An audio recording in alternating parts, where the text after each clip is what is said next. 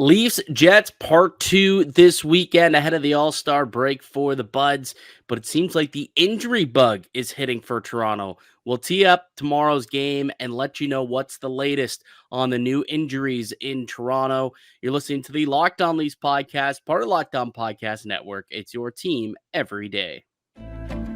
You're Locked On Maple Leafs, your daily podcast on the Toronto Maple Leafs. Part of the Locked On Podcast Network, your team every day.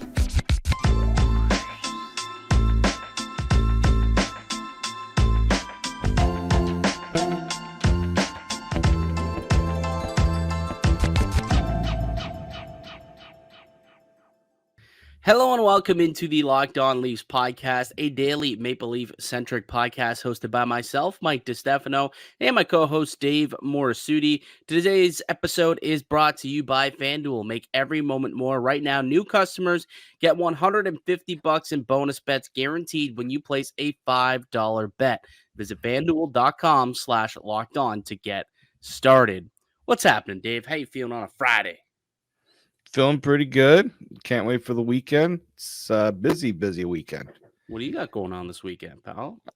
Got a little Royal Rumble happening this week. People know I like wrestling, so the Royal Rumble's like it's like the wrestling Super Bowl, other than the actual WrestleMania itself. It's the NFC. It's AFC NFC Championship. Yeah, which also is this weekend. Yeah, there's also football. I'm going in order.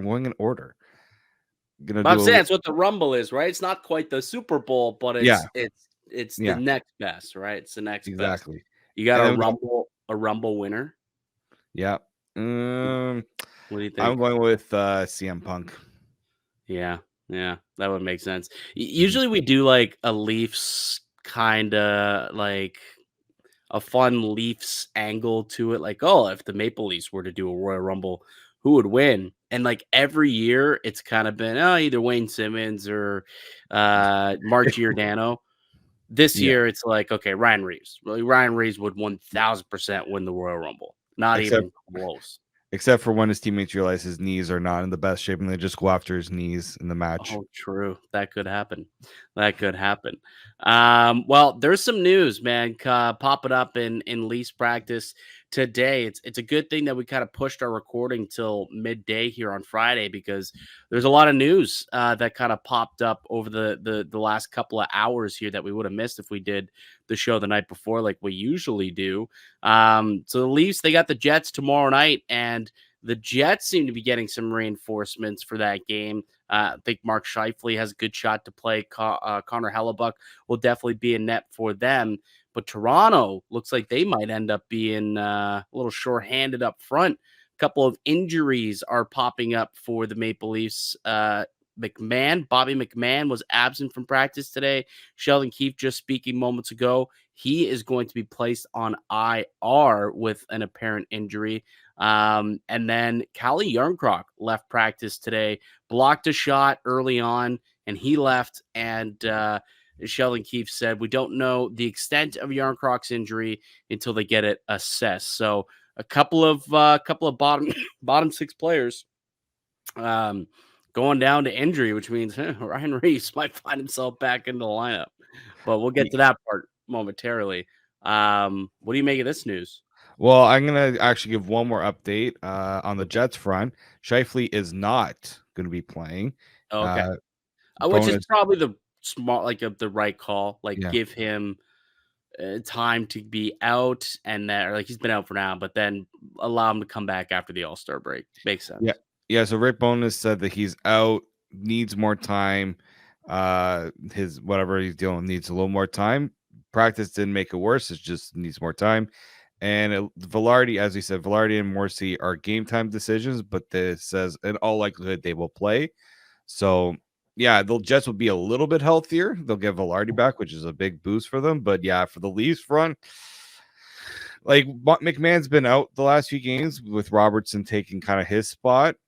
But yeah, with Jarnkrok getting the shot off the hand, we're just like, oh, that's fine. We'll just slot Bobby McMann in there, right? And then I thought to myself, because people were talking about the updates of practice, Reaves was there, but McMann was absent. I'm also like, maybe he's just absent for an injury. Like it didn't dawn on me like initially when I saw it, because I thought maybe that just meant they're sending him down to the Marlies, because That's what that's I what thought everyone too. was saying, Well, I right? mean, 'cause they had to make because Bertuzzi's going to be back. So Bertuzzi's back for this game. Right. He's going to be in the top six again. So we had talked about this a couple of days ago on the podcast about how, when Bertuzzi comes back, if there's no other injuries, Mhm. then the Leafs are going to have to make a roster decision. And, we had discussed the most logical decision would be to put Ryan Reaves on waivers.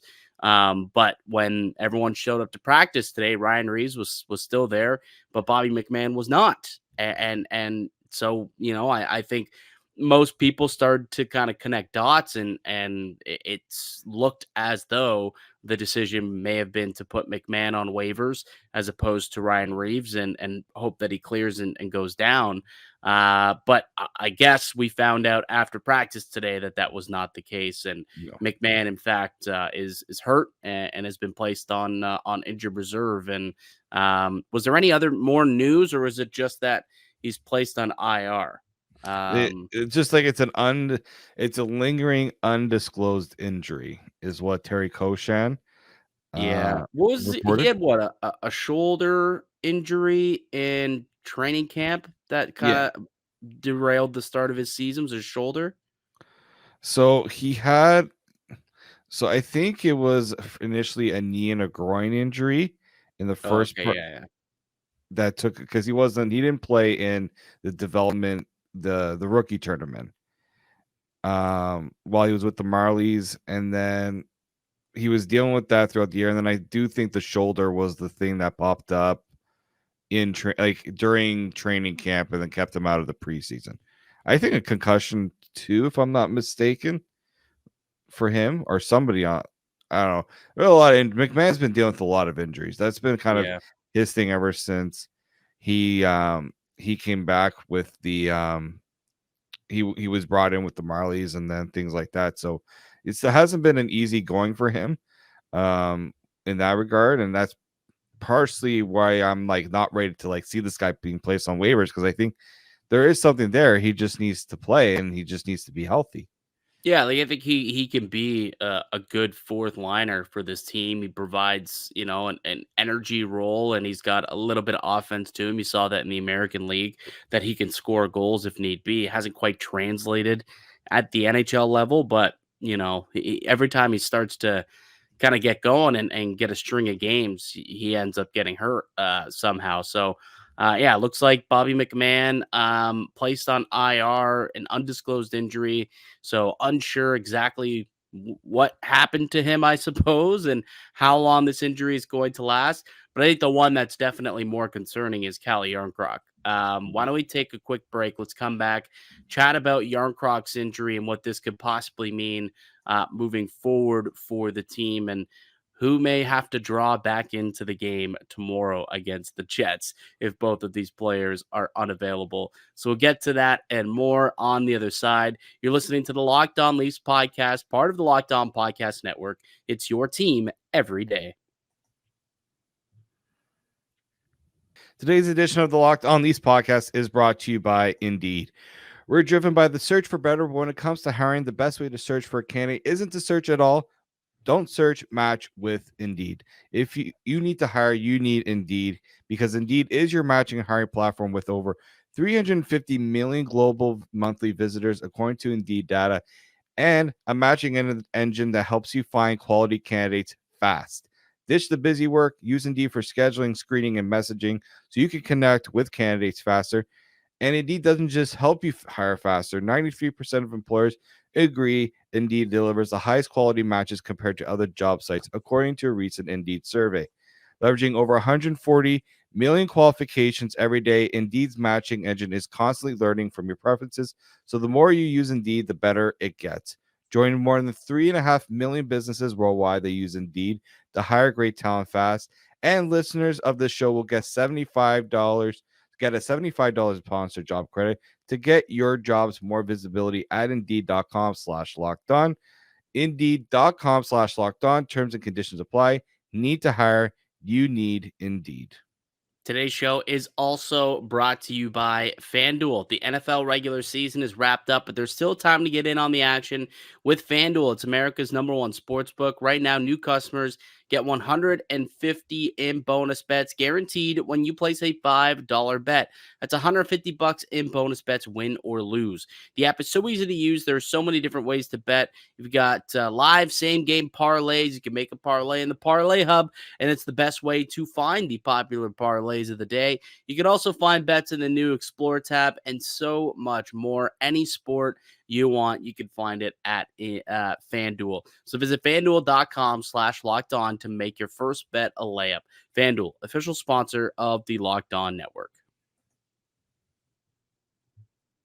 Hello and welcome back into the Locked On Leafs podcast. It's Mike DiStefano and Dave Morassutti. We're a daily Maple Leaf centric podcast. We got new episodes coming out each and every weekday, Monday through Friday. You can find it wherever you get your podcasts, audio-wise, and then you can also find the show in video form up on YouTube as well. So it's available anywhere.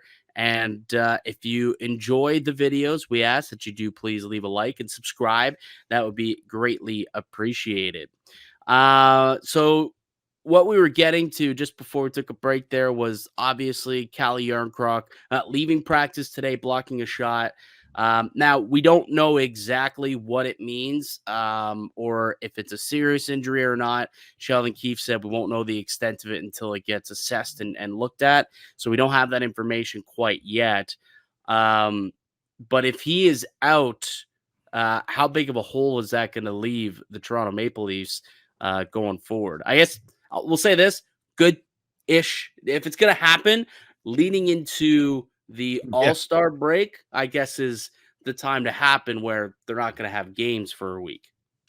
Yeah, I mean, exactly. You don't want to lose Calle Jarnkrok because we know like he's what he is, why he's so important is because he can play anywhere in the lineup. He's Swiss one Army of the knife. he's one of the better defensive forwards, probably the best defensive forward on this team.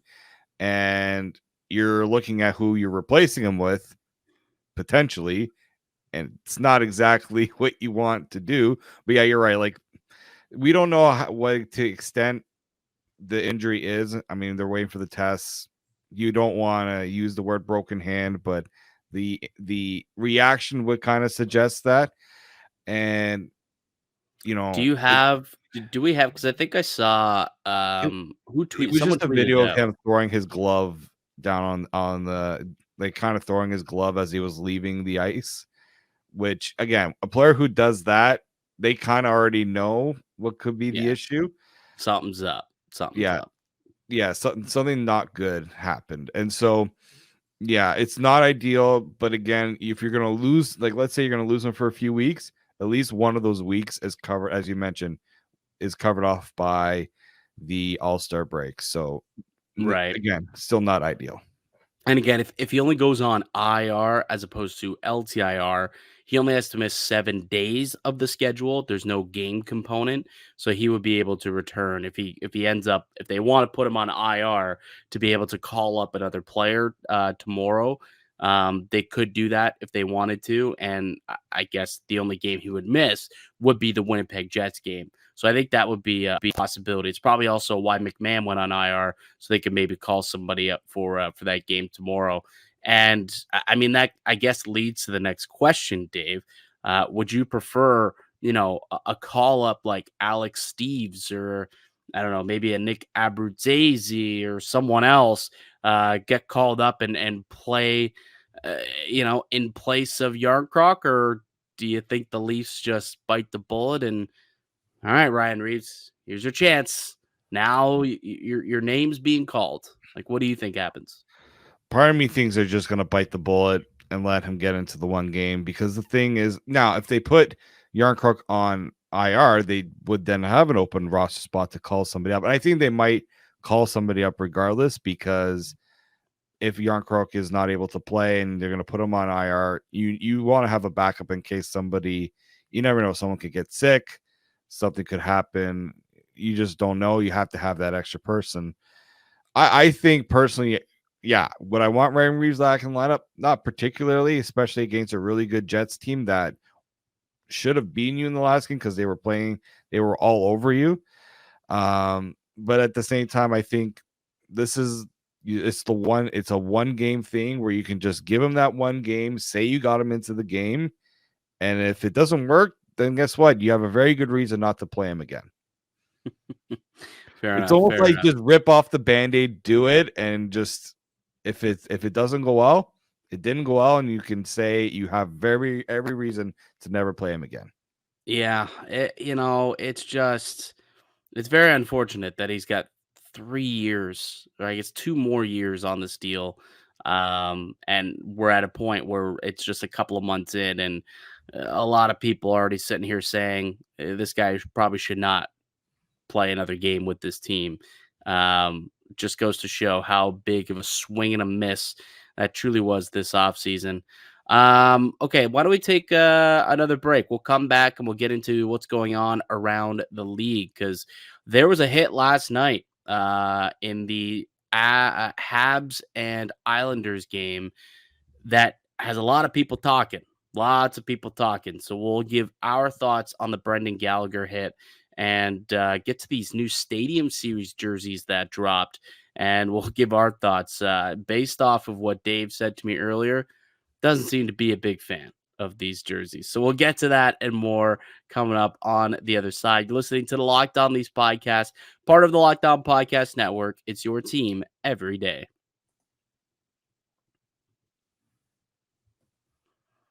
Today's show is brought to you by eBay Motors. Passion, drive, and patience. What brings home the winning trophy is also what keeps your ride or die alive. eBay Motors has everything you need to maintain your vehicle and level it up to peak performance, from superchargers, roof racks, exhaust kits, LED headlights, and more. Whether you're into speed, power, or style, eBay Motors has got you covered. With over 122 million parts for your number one ride or die, you'll always find exactly what you're looking for. And with eBay Guaranteed Fit, your part is guaranteed to fit your ride every time or your money back. Because with eBay Motors, you're burning rubber, not cash. With all the parts you need at the prices you want, it's easy to turn your car into the MVP and bring home that win. Keep your ride or die alive at ebaymotors.com. Eligible items only. Exclusions apply. eBay Guaranteed Fit only available to U.S. customers. Welcome back into the Locked On Leafs podcast. Toronto getting set to play their final game ahead of the NHL All-Star break tomorrow as they head out to Winnipeg. What we know is that Bobby McMann will not play. He is on IR, but Tyler Bertuzzi will check back into the game, and as will Mark Giordano, which means Connor Timmins is the likely player to be taken back out of the lineup.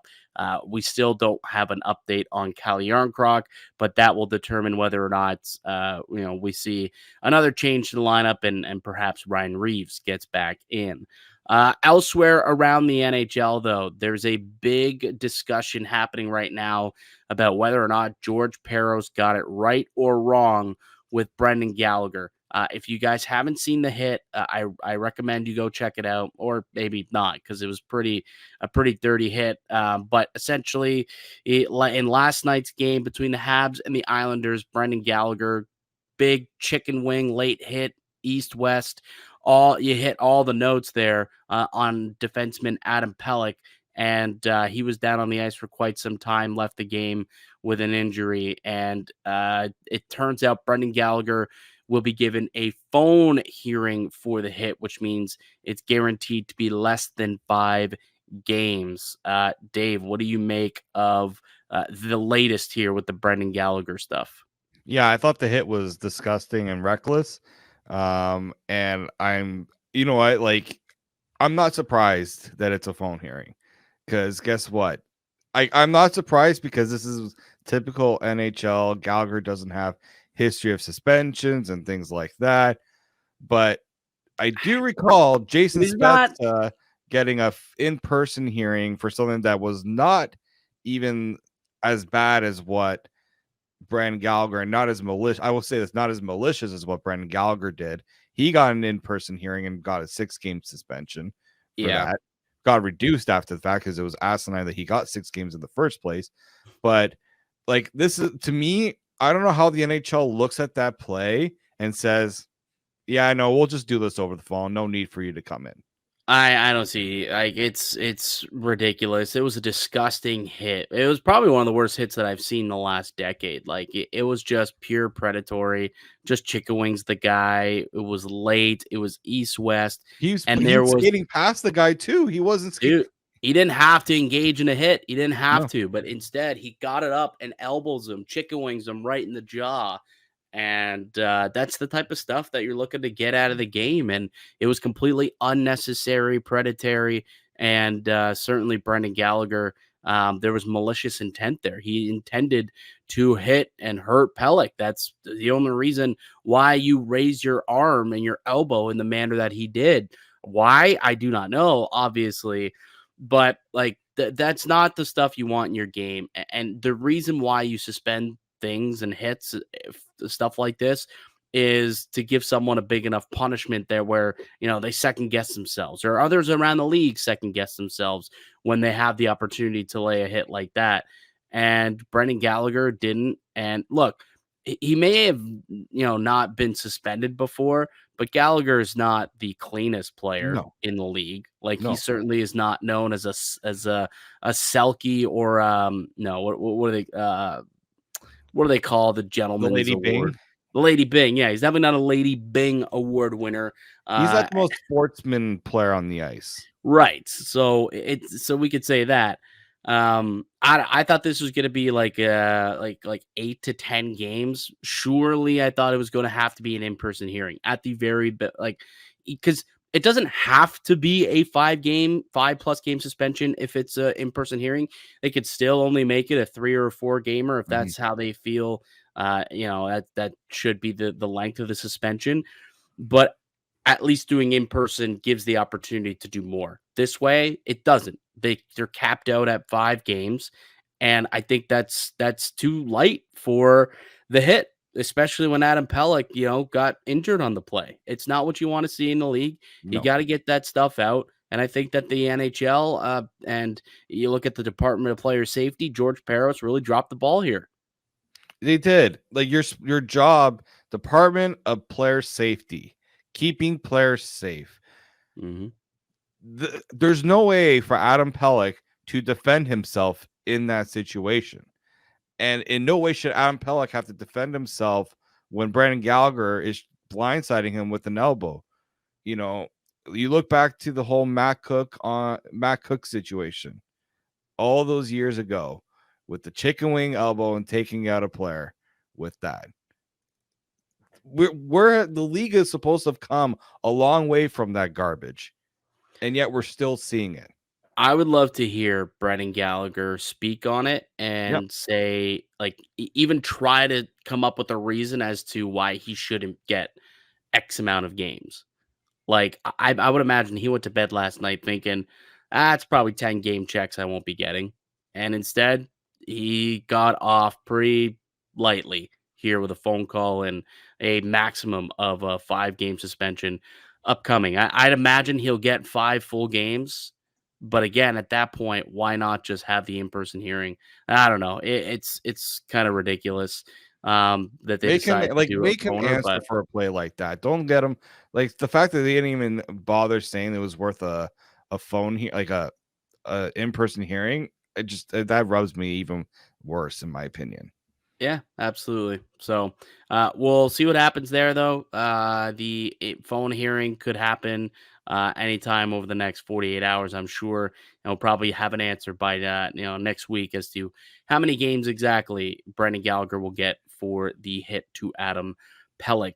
Elsewhere around the NHL, the Stadium Series jerseys dropped. The Islanders and Rangers taking on each other at MetLife Stadium, and then the Flyers and Devils will be playing each other as well. Bring up the jerseys here, Dave, because I don't know about you. I don't really like them. The only one that I actually like is probably the Flyers one. The rest, especially like the Rangers one, just looks dumb. I don't know. The Islanders looks like it was a craft by some sort of 6th grader, and the Devils it's just a really weird looking Devils logo. Also, I don't know. I'm not a fan. The NHL has been botching jerseys, especially like for special events, for so long that like anybody expect them to be nice is just setting themselves up for disappointment. The Islanders one, it just looks like the league doesn't care because it's all it is. And for those who are not watching on YouTube, it's their navy. I guess it's like a navy blue jersey. It looks like the Oilers navy jerseys. It's got a stripe of orange across the chest, and all it says is Isles. What are you like? Can you please tell me how you expect fans to shell out money for? And look, there are going to be some fans who are going to shell out money for this. It's just the way it goes. But how do you expect fans to really think that these are worth their money to buy? But you're not going to get like fans who just like to buy jerseys. Like there's jersey collectors out there who just want to buy nice jerseys, right? Like Yeah. Islanders fans will probably buy this when you're there at the game. Oh, mom, can I have that jersey? I want the jersey. And they'll probably get it. But in terms of like, trying to get others, like just like jersey collectors to buy it, I don't know if that's one that people will want to be putting in their collection because it looks like hot garbage. It really just looks like a sixth grade school project as opposed to an NHL jersey.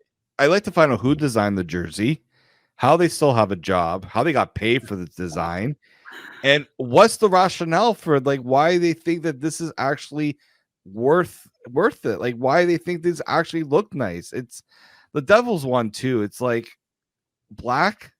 Really?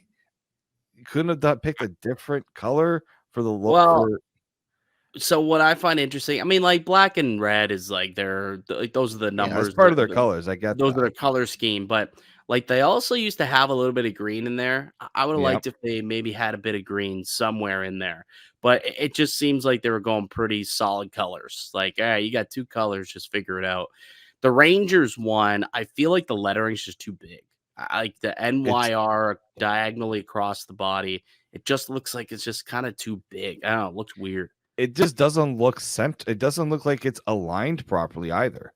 Well, that could be just the way that like the person modeling it has like their arm kind of stretched, so it's stretching the jersey a bit. But the lettering just looks also like NYR, like the way that looks, it just looks dumb. Yeah, the thing is, like the Flyers one probably is the best, but that's because it just looks like a normal jersey. There's nothing to the Flyers jersey. Like I don't know. It's what's funny is like it seems like the other jerseys, like they're just trying to do very simple. Like they're simple jerseys, but like, isn't it supposed to be a little bit more than that? Like it's supposed to be a special event, right? Up your jersey game a little bit. I don't understand.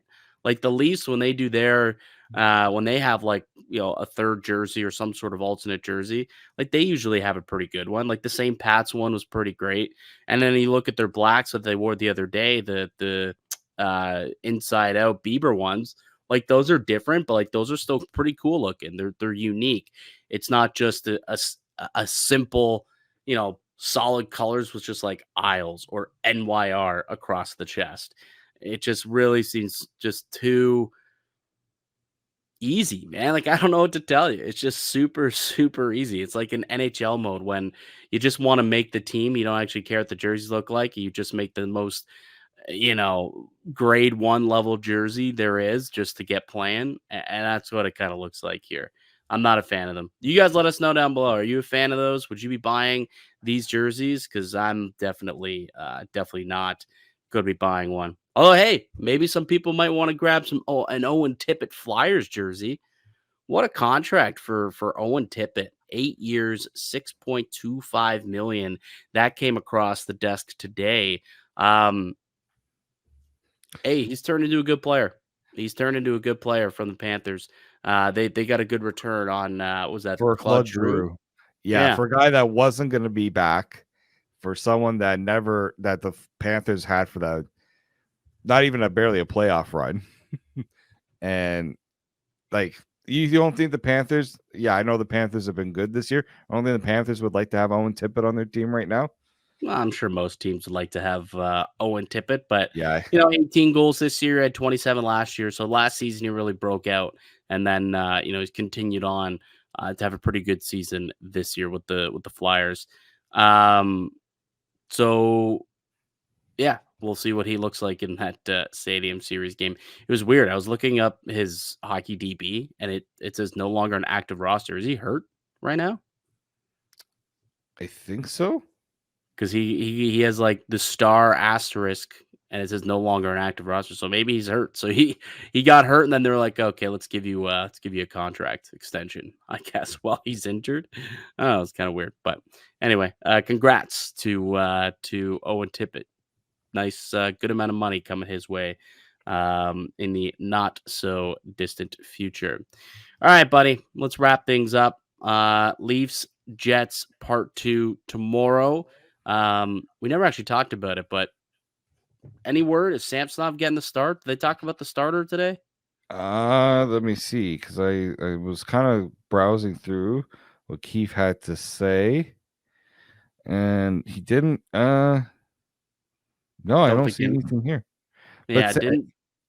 Yeah, I didn't see anything. But my guess is Samsonov will be starting 3 in a row, eh? Ready to give him 3 in a row? Well, he's talking as if he's starting tomorrow. So yeah.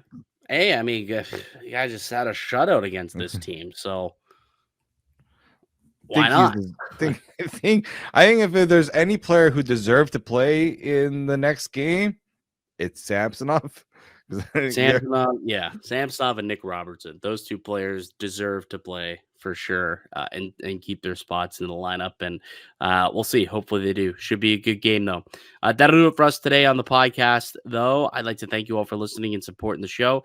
You can subscribe to the Locked On Leafs podcast on all platforms and receive daily Leafs content. Follow myself on X at Mickey_Canuck. Follow Dave at D_Morassutti, and follow the show as well at Locked On Leafs. I will not be here next week. Actually, you're taking the reins next week. I will be sailing the 7 seas. It's my turn to go on a cruise. So I know you'll give some good content next week. So you'll be back on Monday. And well, there's no Leaf game, so yeah, next week's gonna be fun, guys. Should be fun. Hey, you know, it's a good time to get some guests on and start to look forward towards maybe do a little all-star talk and talk a little bit about the trade deadline, some deadline targets, perhaps. Never too late to start looking at the NHL trade deadline, which it's gonna come up quick, man. Like we're 6 weeks away from it, so might be a good opportunity to start looking ahead there. But that'll be all next week. So make sure you subscribe and hit the little notification bell as well. So you know when, Dave drops those new podcasts next week. I'll be back the following week after the All-Star game, but Dave will be back for you guys with a new episode on Monday. Until then, keep it locked right here on Locked On Leafs.